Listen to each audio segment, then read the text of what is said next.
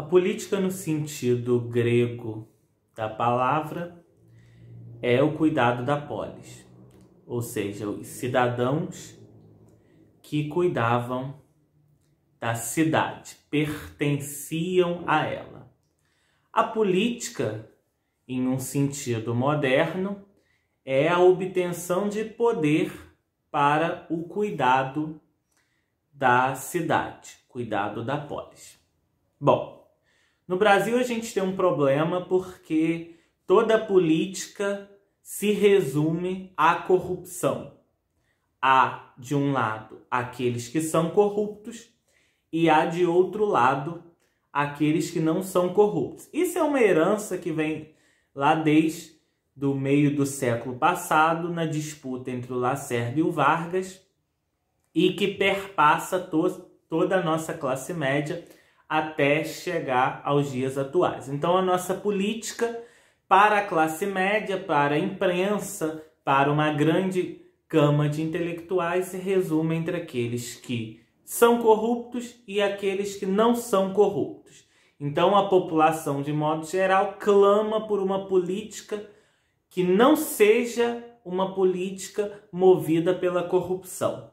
Ou seja, clama-se por candidatos, por políticos que sejam honestos. Pois bem, isso é um erro, porque política não é isso.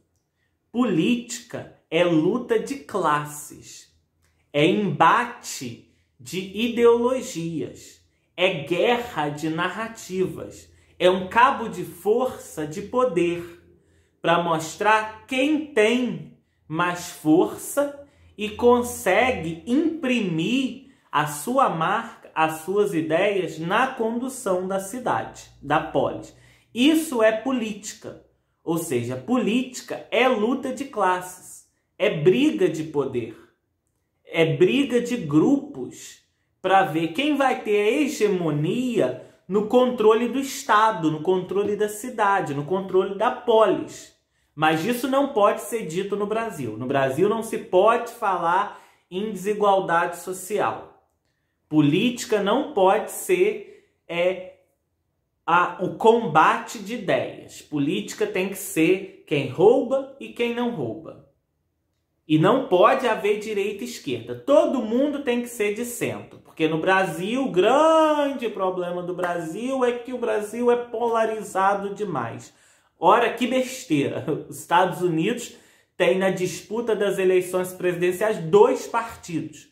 O Congresso americano tem maciçamente a presença de 2 partidos, democratas e republicanos. Mas lá é um outro esquema, é uma outra conjuntura, uma outra história, uma outra formação. Aqui a gente fica nessa de que não pode polarizar. Ao contrário, tem que polarizar. Política é isso, é polarização, é a disputa entre lados opostos, entre esquerda e direita, entre extrema esquerda e extrema direita. Mas não, política tem que ser uma coisa de cavaleiros, tem que ser todo mundo de centro, tem que todo mundo concordar com tudo, não pode haver divergência, não pode haver enfrentamento, não pode haver debate, não pode haver choque de ideias. Não, tem que ser todo mundo rezando na mesma cartilha. Pois bem, nós vimos essa semana agora, quando a Câmara dos Deputados aprovou a PEC do Fundeb, o que é a política. A política é aquilo dali que aconteceu na aprovação da PEC do Fundeb. Foi um cabo de guerra entre esquerda e direita, uma luta ideológica, uma disputa para ver quem conseguia imprimir a sua visão de mundo à polis, onde a esquerda saiu vitoriosa, o Bozo e o Guedes, e a direita saiu derrotada. Isso é a política. É isso que o Paulo Giraldelli fala que é a política. Política não é ficar discutindo quem rouba e quem não rouba. Porque a corrupção é o mal do Brasil. Não é. O problema do Brasil é a desigualdade social. Nós não somos um dos países mais corruptos do mundo. A gente está na média. Nós não somos uma Finlândia da vida, mas também não estamos nos últimos lugares. A gente está na média.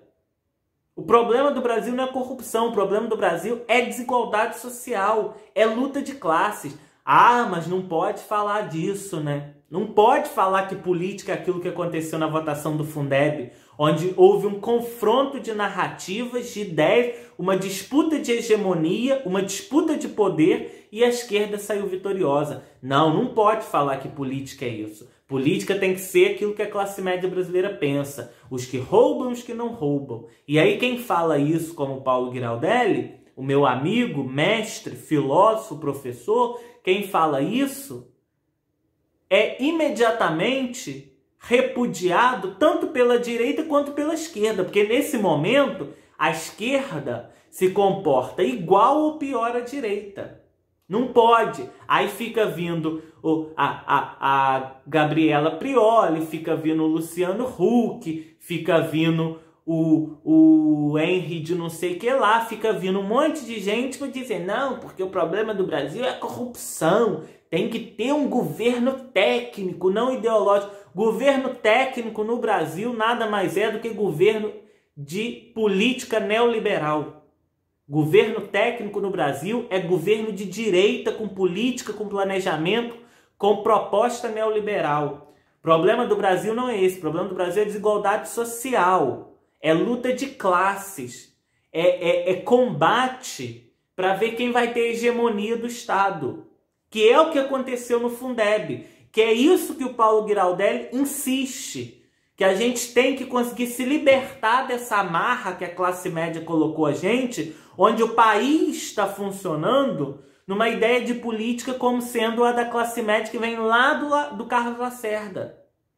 Como sendo quem rouba e quem não rouba. Mas aí quando o Paulo Giraldelli começa a martelar isso, aí caem de pau em cima dele. A direita cair de pau, tudo bem, que é normal. Agora, os caras que se diz de esquerda cair de pau em cima dele por causa disso, puta merda, é uma tremenda de uma sacanagem. Aí fica difícil de construir um Brasil melhor do que a gente tem. Fica praticamente impossível, né? Porque a esquerda carcomida, a esquerda envelhecida, não abre um espaço para uma esquerda nova, crítica, reflexiva. Não, você tem que ser daquela velha guarda, daquela esquerda enrugada, no sentido de que daquela esquerda que parece que está parada no tempo, que tem que ficar falando que os Estados Unidos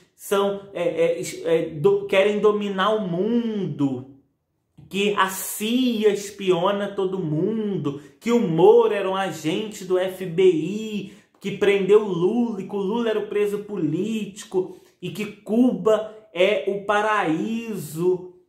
Pelo amor de Deus, gente, a Rede Globo manipula todo mundo. Pelo amor de Deus, né, gente? A esquerda, tudo bem, a direita falar essas burrices, ok, mas a esquerda sempre se identificou com a academia, com o pensamento, com os intelectuais. Deixar a esquerda entrar nesse lamaçal, meu Deus do céu. Agora, pior do que deixar a esquerda entrar nesse lamaçal é não permitir que a esquerda saia dele. Porque aí, quando a gente começa a tentar construir uma nova narrativa para tentar superar isso, aí a própria esquerda se organiza em grupos que se parecem com a direita, em milícias virtuais, para atacar, como estão atacando o Paulo agora. Que o canal do Paulo está perdendo seguidores, porque a esquerda está formando milícia igual a direita, para agir nas redes sociais. Agora só falta a esquerda começar a fazer uma máquina de fake news como a direita fez. Só tá faltando isso, né? Ô, gente, pelo amor de Deus. Isso não é ser esquerda. Ser esquerda era o que o Paulo Freire falava, era o que o Florestan Fernandes falava. Não isso daí que a gente está vendo. Uma esquerda que acaba alimentando a ideia da classe média direita de que política é corrupção, é quem rouba e quem não rouba. E aí a esquerda se comporta igual a direita. Não dá. mais uma vez, deixo aqui minha solidariedade e meu apoio ao Paulo, que é meu amigo, é meu professor, foi, é e sempre será meu professor, é meu mestre, é uma referência que a gente tem para a construção de uma esquerda crítica, reflexiva, uma esquerda que fuja dessas amarras carcomidas, que não deixa a gente avançar em termos de país. É preciso que a gente compreenda isso que o Paulo está falando. É preciso que a nossa política volte a ser uma política de luta de classes. Um duelo para ver quem vai ter hegemonia no Estado. E do Estado, no Estado e do Estado. Que foi o que aconteceu na votação do Fundeb. Mas isso a imprensa não fala. Isso os partidos não falam. Por quê? Porque tudo tem que se resumir a quem rouba e quem não rouba. Assim não dá. Assim nós não vamos sair desse lamaçal que o Brasil entrou.